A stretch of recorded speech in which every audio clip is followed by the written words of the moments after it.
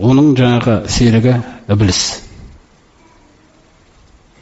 Ал-Ғараф сүресінде де Аллах Тағала әдемі келтіреді. Аузу биллахи минаш шайтанир раджим. Ва лақад халақнакум. Сөзсіз біз сендерді жараттық.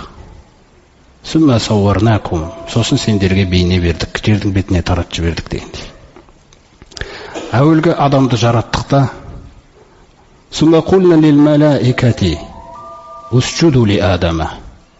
Сол кезден басталған өмір, қараңыздар. Адамды жараттық, бейнеледік те, періштелерге айттық. Мына адамға сәжде қылыңдар деп.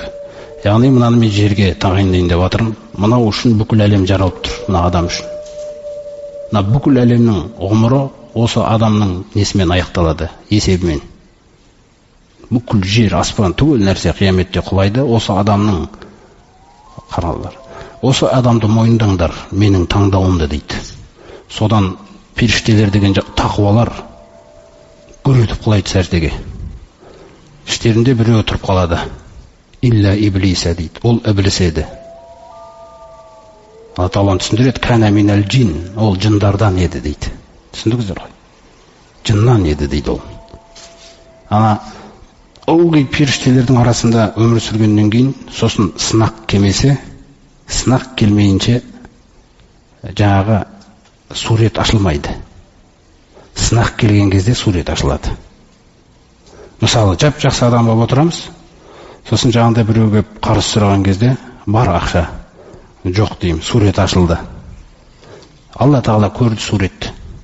Міне біздің суретіміз қандай. Прическаға қарамайды Алла Тағала. Туфли, қандай костюмде отырсың. Болды, берген жоқсың. Сурет ашылды да. Сол секілді жаңағы сынақ келгенге дейін жақсы. Сынақ келген кезде сурет ашылып қалады да. Міне, соқтан мұсылманды да сынаған кезде Алла Тағала оны бір қорлау үшін істемейді оны. Жақсы көргендіктен істейді. Сосын айтады, мына дерт бар сенде, емде деген сөзі Алла Тағаланың. Мына дертті емде ол. Мен көрсетпесем, кім көрсетеді саған енді деп жатыр ғой. Иманды жүрек, жаңағы істен кейін ойландырып, мазалап қоймайтын жүрек. Жаңа беруім керек еді, беруім керек еді. Қой бір айналып мен барайшы ертең таптым деп берейші оған деген. Иман маза бермейді сізге. Көрдіңіз ба?